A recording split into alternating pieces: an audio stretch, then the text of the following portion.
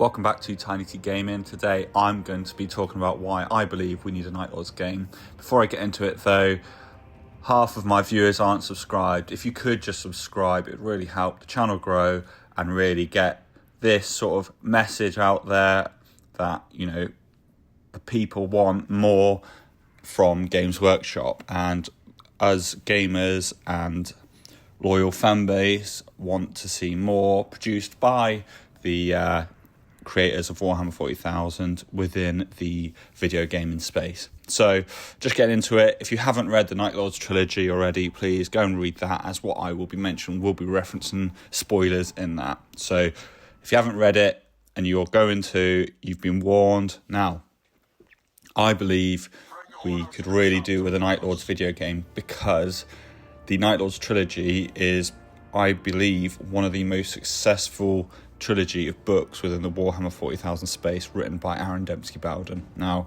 great author, everything he touches is gold, and everything he creates is amazing. I'm a big fan. I think a lot of people are, and Henry Cavill, what was mentioned that he was as well. He said in an interview, this was before everyone knew he was really into Warhammer 40,000. But the reason why I think the Night Lords are great is because they haven't all fallen to chaos. They are a trait legion from the Horus Heresy, and they are realistically reasonably pure with regards to their genetic lineage and their whole history. Now, they are paranoid, borderline, some of them schizophrenics. They're all horrible, skin people alive, etc., commit horrific war crime, what we would consider war crimes, but within Warhammer 40,000, it's just another Tuesday, isn't it? But I really think that if you delve into it, and the different war bands and their different units, and everyone's sort of fighting for their own survival, because they're effectively pirates, Space Marine pirates, utilising Heresy-era kit and strength mostly, you could really have use of such a good setting, especially if Games Workshop were to actually further the whole Decimus storyline, which, with regards to the trilogy, is literally the end of the last book. Talos, the main character, has died. He's the prophet of the Night Lords Legion, and his gene seed, his progenoid glands, were cultivated and put into the son of Talos' two slaves, the son of a navigator and a artificer. Now, he has the foresight to see the death of any warrior bearing Konrad Curzer's genetic lineage, his gene seed, and he can utilize this to basically get sway within the Legion and pull banners to his name. Now, there's so much they could do with that fight in the Eldar in the wake of the 13th Black Crusade. You could take charge of a failing warband, because let's be honest, all of the Night Lords warbands that haven't fully pledged themselves to Chaos, which there's a lot of, most of them are failing because they don't have the support of the Imperium, so they don't have that regular logistical support, but they also don't have the boons, what a Chaos supporter would call a boon of Chaos, you know, the allies, and they do stab their allies in the back a lot. So you could take charge of a warband, and then it's up to you, in the wake of the 13th Black Crusade, the Great Rifts opened, and you could really decide which enemies you fight in an open world sort of setting and lead your warband. And then I know I keep saying it in a lot of my videos, but it'd be really good to have a game where you fight like you do in Space Marine 2, Space Marine 1, and what will be Space Marine 3. But you can also take charge like you do in games like Bannerlord and stuff like that, and then you grow your warband. And because they're a mostly uncorrupted legion, their genetic stock means they can recruit from their own genetic stock, whereas a lot of traitor legions have to steal gene seed from loyalists, namely the Black Legion, and then recruit using other gene seed, because their own gene seed is effectively tainted, it's ruined, and most of the Traitor Legion warbands, their gene seed is useless because of the mutations and the taint of the warp. So the Night Lords aren't affected by that. They still operate within their warbands with some sort of Legion structure as well. Not all, obviously, and then that could be down to the player, whether you operate as a fully Chaos warband in basically led by champions, or you maintain your legion structure, and then that could have pros and cons to both playthroughs, and then, like I keep saying, actually having the opportunity to grow your warband and then maybe take charge of other warbands through duels, like they do anyway with champions and officers. In the Night Lords trilogy, the Night Lords wanted to do duels to the death for squad command, basically to become sergeants. Now, Talos, the main character in the last book, said, no, that's ridiculous. We can't do that because we can't afford to lose potentially 8 Space Marines, which is a squad in itself pretty much, just for the right to lead. And then everyone was like, basically, they were all unhappy with that because it's deemed as soft.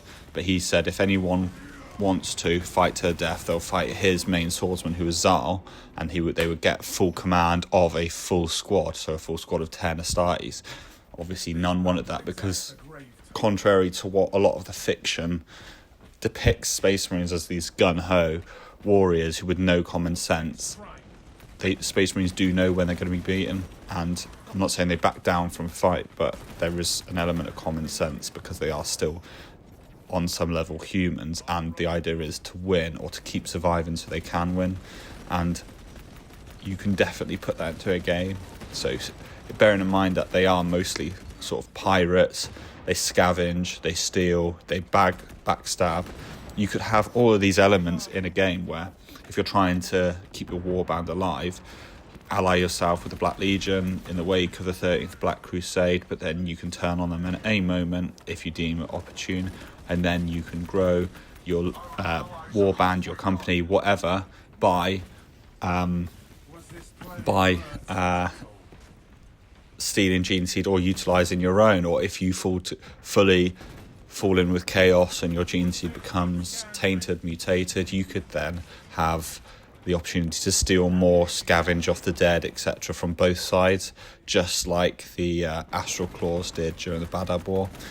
Just take Gene Seed from all of the dead, so then you can just continuously make more. And if you throw like tradition to the wind, then, because let's be honest, the Night Lords are not a moral unit, even though they have their own twisted set of laws within their warbands and their companies and whatever, they are a law unto themselves, just like every other renegade Space Marine, or even a Space Marine full stop, because in the lore itself, a lot of Space Marines just do whatever the hell they want.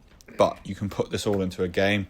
You could have varied combat style in a third or first person, like you have on screen right now in Space Marine 2, as I'm playing through. And then you could have squad command or unit command down to like you have in other games where you delegate. And then you could have, so real-time strategy mixed with third or first person combat. And then you could have a grander strategy where you start off with a half-broken ship, and then you manage to board another bigger ship where you create a fleet, you choose to scuttle ships, you could have the opportunity to take a strike cruiser or a battle barge, grow your fleet, allow other warbands to join your own, etc. But then you'll have the problems with loyalty, and there's so much they could do. And I know I talk about these sorts of games a lot, but they could really, really double down on not just always playing as the good guys, but playing as morally ambiguous Astartes who have all of the combat effectiveness of Space Marines, but they're not constrained to just fighting for the Imperium, or not just constrained to fighting for chaos, operating in that middle space where they do what they want. And that would give you the opportunity then to really, really get as much of a playthrough and maximise the setting of Warhammer 40,000 as much as you can. I really, really think that that would just boost the setting, the franchise itself, and the player base. And I think a lot of people would like to see a game like that, where they get to play as some degenerate Space Marine legionary. But that's just my opinion. Please like and subscribe, help the channel grow, and let me know what you think of what I'm saying and my ideas down in the comments below, because the only way these ideas get out there is if people have discourse. Whether you agree or not, doesn't matter. Just let me know what you think. But thanks for watching. I'll see you in the next one.